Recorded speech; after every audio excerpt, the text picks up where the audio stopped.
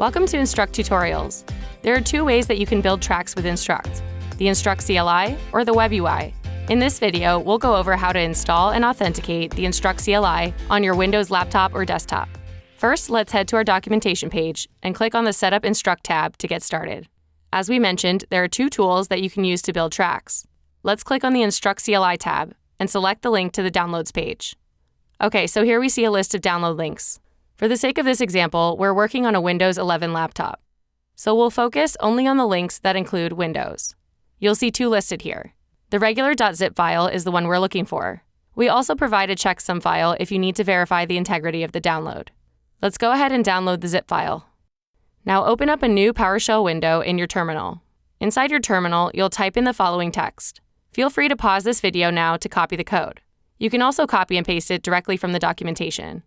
This bit of code will create a new folder called Scripts in your home directory, where you can store command line tools like Instruqt. Next, you'll need to close and reopen your PowerShell window to refresh your environment variables and detect the new program you just installed. Close your PowerShell window now and then reopen it. Okay, let's test the Instruqt CLI by typing the Instruqt command. If you've installed it correctly, you'll get this output on your screen. And it looks like we've correctly installed the CLI. Cool, now you're ready to build a track. For more information about utilizing the Instruqt CLI, head to our documentation page.